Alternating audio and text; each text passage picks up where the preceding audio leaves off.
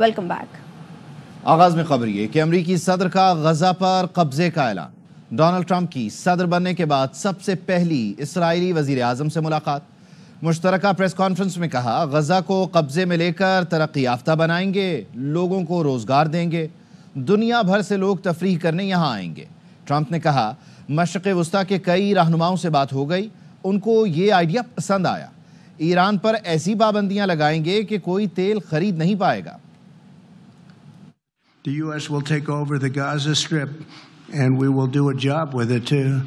We'll own it and be responsible for dismantling all of the dangerous unexploded bombs and other weapons on the site. I see it bringing great stability to that part. Everybody I've spoken to loves the idea of the United States owning that piece of land, developing and creating thousands of jobs with something that will be magnificent. I love Israel. I will visit there and I'll visit Gaza and I'll visit Saudi Arabia.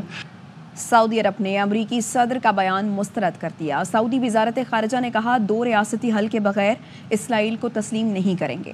Australia کے وزیر اعظم نے کہا Donald Trump کے بیان سے دھچکا لگا، مشرق وسطیٰ میں 2 ریاستی حل کی حمایت کرتے ہیں۔ چین نے کہا جنگ بندی کے بعد فلسطین پر فلسطینی ہی حکومت کر سکتے ہیں۔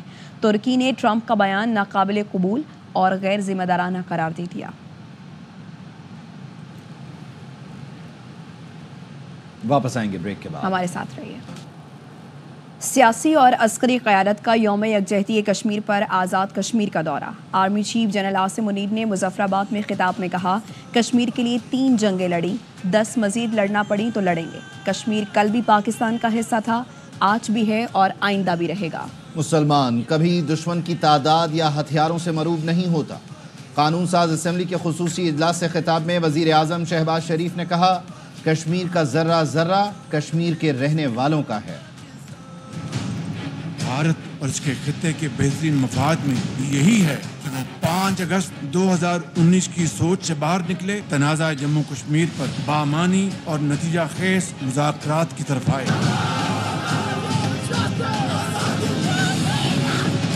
پاکستان نے ہمیشہ خطے اور دنیا میں پائیدار امن، ہمسایوں سے پرامن بقائے باہمی کے اصولوں کے مطابق رہنے کو اس رویے کو اپنایا۔ صدر مملکت آصف علی زرداری کا چین میں پرتپاک استقبال، مفاہمت کی کئی یادداشتوں پر دستخط کیے گئے۔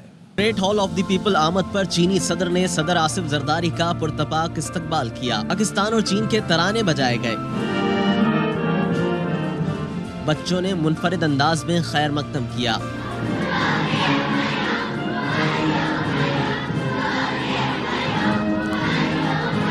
دونوں رہنماؤں کی ملاقات میں پاک چین اقتصادی راہداری کی ترقی، اقتصادی راہداری سے علاقائی روابط، مشترکہ فوائد، خوشحالی کے فروغ پر بات ہوئی۔ پاک چین عوامی رابطوں اور ثقافتی تبادلوں کی ضرورت پر زور دیا گیا۔ مفاہمت کی یادداشتوں پر دستخط کی تقریب میں بھی دونوں صدر موجود تھے۔ پاکستان اور چین میں سائنس، ٹیکنالوجی، صنعت و تجارت، صحت، میڈیا، توانائی، سماجی و اقتصادی ترقی سمیت دیگر شعبوں میں تعاون بڑھایا جائے گا۔ صدر شی جن پنگ نے مہمان وفد کے اعزاز میں عشائیہ دیا۔ صدر زرداری نے چینی صدر کو پاکستان آنے کی دعوت دی۔ صدر زرداری نے نیشنل پیپلز کانگریس کی قائمہ کمیٹی کے چیئرمین سے بھی ملاقات کی، قومی ہیروز کی یادگار کا دورہ کیا۔ بیجنگ میں چینی صدر سے اسٹیٹ بینکویٹ کے دوران وزیر داخلہ محسن نقوی کی گفتگو۔ وزیر داخلہ محسن نقوی نے صدر شی جن پنگ کو چینی شہریوں کی سیکیورٹی سے متعلق آگاہ کیا۔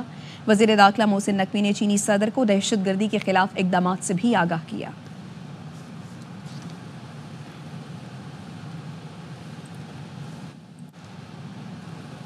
واپس آئیں گے بریک کے بعد، ہمارے ساتھ رہیے۔ Welcome back. اسماعیلی کمیونٹی کے پیشوا پرنس کریم آغا خان 88 برس کی عمر میں انتقال کر گئے۔ پرنس کریم آغا خان کا انتقال پرتگال کے دارالحکومت لزبن میں ہوا۔ ان کے جانشین کا اعلان اہل خانہ اور جماعت کے سینئر رہنماؤں کی موجودگی میں کیا جائے گا۔ پرنس کریم آغا خان کی پاکستان سمیت دنیا بھر میں فلاحی خدمات ہمیشہ یاد رکھی جائیں گی۔ پرنس کریم آغا خان کا پیدائشی نام کریم الحسینی تھا۔ دادا آغا خان سوئم کی وفات کے بعد جانشین مقرر ہوئے تو پرنس کا خطاب اور آغا خان چہارم کا لقب نام سے جڑ گئے۔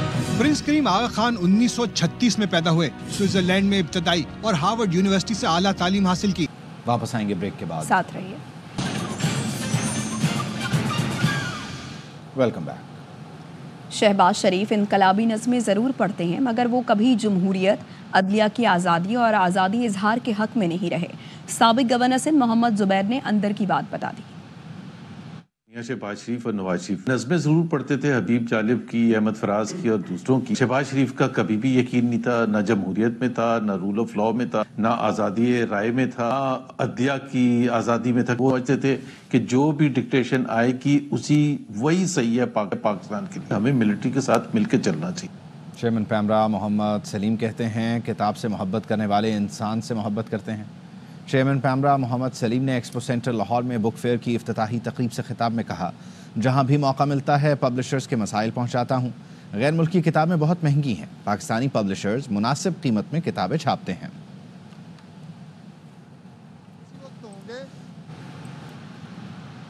फेक न्यूज़ फैलाने का इल्ज़ाम, हुकूमती रुकने पंजाब असम्बली सोनिया आशिर पीका कानून की जद में आ गई। पार्लिमानी सेक्रेटरी बराए इंसानी हुकूक और अक़लियती उमूर सोनिया आशिर के खिलाफ मुकदमा दर्ज कराने के लिए FIA साइबर क्राइम विंग को दरख्वास्त जमा करा दी गई। दरख्वास्त गुजार ने मौक़िफ़ इख्तियार किया कि उनकी बच्ची को अगवा के बाद ज़्यादती का निशाना बनाया गया।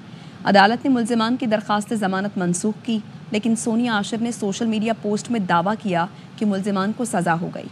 उन्होंने मुल्ज़िमान को जाली सज़ा का क्रेडिट वज़ीर आला पंजाब को दिया। ये मनगढ़ंत और झूठी खबर मुकदमे पर असरअंदाज हुई। दरख्वास्त गुजार ने सोनिया आशिर के खिलाफ फौरी पर्चा काटने की दरख्वास्त की। सदर ट्रंप को प्रेस कॉन्फ्रेंस में अफगान सहाफ़ी की आवाज़ भाई, लेकिन बात समझ ना आई। गुड लक कहकर सवाल टाल दिया। Any plan to change Afghanistan situation? Are you able to recognize Taliban? Because I'm an Afghan journalist, Afghan suffered woman. Any comment about Afghanistan? What's your future plan for Afghan people, especially Afghan? I have a little hard time understanding you. Where are you from? Actually, it's a beautiful voice and a beautiful accent. The only problem is I can't understand a word you're saying. But I just say this, good luck. मज़लूम कश्मीरियों से इज़हार यकजहती के लिए हुकूमत पंजाब की जानिब से liberty चौक पर तस्वीरी नुमाइश सजाई गई।